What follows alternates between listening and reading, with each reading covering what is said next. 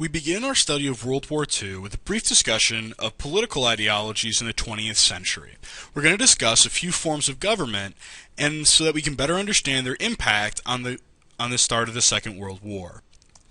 A working definition for government is a system of authority that has power and exercises that power over the population of a country.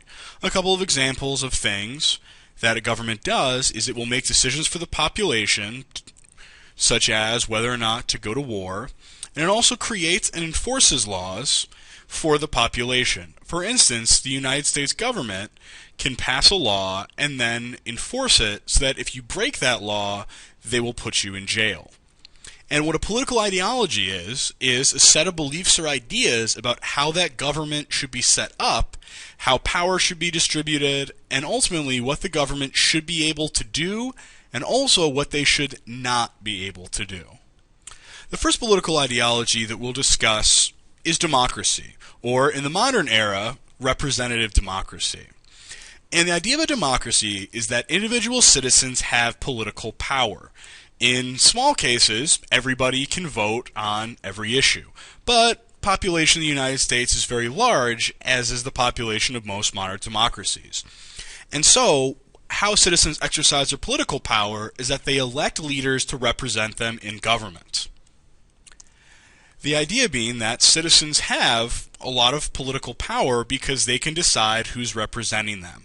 Citizens also have the power to petition the government, to sue the government, and all sorts of different political recourse in order to counter total government power. Democracies also tend to believe in individual rights and civil liberties. The idea that there are things the government cannot do and there are freedoms that people have. A couple of examples are freedom of speech, freedom of religion, freedom of the press. A lot of these freedoms are actually outlined in the United States Bill of Rights. Another characteristic of democracies are free elections. In order to have a democracy, you have to have free elections in which all eligible citizens can vote and that there's no election tampering. The idea being that in a free election, the will of the people will always be heard. And then finally, democracies are usually characterized by rule of law. Because leaders change, laws must be above leaders. And so, the rule of law means that there is due process for every citizen. And that means that the laws apply to all citizens equally, whether or not you are the president or the poorest person. And the idea of this equality is that the law will remain. As leaders change, political parties come and go, there is always a consistent ruling force, and that is the laws of the country, not the leaders. On the other end of the political spectrum, you have the ideology of totalitarianism. And, just like it sounds, totalitarianism is a government in which the state, or the country, has total political control over the people. So the state, the government, does not have elections and does not allow individual citizens to have any sort of political activity. The ruling party, or the ruling leader, has all political power. Totalitarian states do not have individual liberties, because individual liberties would limit the power that the state has. And totalitarian governments are characterized by the state having total control over all aspects of life inside the country. The economy, the personal lives of its citizens, all of these things are under the authority of the government and subject to control. And finally, totalitarian states are usually characterized by the use of police and military to intimidate and silence opposition, as well as enforcing the laws of the country. So the idea of the totalitarian state is that the leading group or the leading individual has total power, limits all citizens' rights, and uses the police and the military to retain their power. In the 20th century, a new idea about government was invented in Italy, and we'll talk about that soon. But this idea, this system of government, was known as fascism.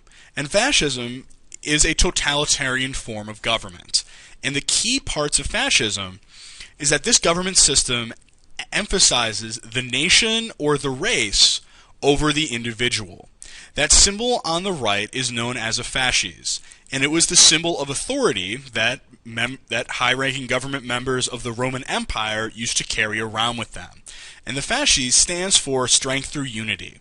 It's a bundle of sticks all tied together. The idea being that one individual stick can be broken, but if they are all tied together, it is impossible to break the bond. So the idea is strength through unity, whether or not that be nationalism or pride in one's race. As I said before, this is a totalitarian system of government, and is characterized by central rule under a dictator. That one person, one dictator, has complete and total political authority over everything inside of that country. The fasces, however, is associated with a lot of different things. Before the rise of Hitler and Mussolini, the fasces was a popular symbol of authority. And actually, it's still in the United States House of Representatives, basically trying to give forth the image that, though we are different in this country, we are strong because we are united. So maybe asking yourself, how are fascist governments created? How does one person, a dictator, in a political party, take over a government? It's pretty hard to imagine in the United States. But fascist parties are characterized by a few things. The first thing that fascist governments create is a popular myth for people to believe in. If you give people something to believe in, they'll be a lot more willing to hear your cause. And part of that popular myth is the development of what is known as a cult of personality. And a cult of personality is basically the fostering of intense devotion to an individual. In this case, that individual is the dictator. So for instance, during World War II and before, people had pictures of Adolf Hitler hanging in their living rooms, and people worshipped Hitler as though he were some type of superhuman. But a myth and a charismatic leader are one thing. You need conditions in the country in order to actually take over. And you need a crisis that appears unsolvable. Because in normal crises, people will not look to extreme government, such as a fascist government, to solve their problems. So they need a crisis that appears to be unsolvable by the current government. And there also has to be intense nationalism. Because you remember, the big tenet of fascist governments is organizing people and uniting them and emphasizing that nation above the individual. And finally, fascist governments rise to power by gathering popular support, oftentimes by uniting the majority against some type of common enemy.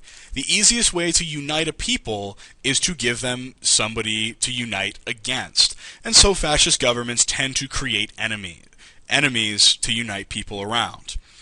Fascist governments also usually come to power legally, through elections.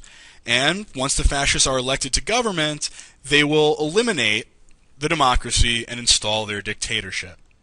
And the reason this is important is because the rise of the totalitarian states in the 20th century is going to have a huge impact on the Second World War. Of the major powers who are going to fight in this war, 4 of them are going to be totalitarian states, with really only the United States, France, and Britain being large democracies in this war. So tomorrow we will begin our discussion of the totalitarian states in the 20th century.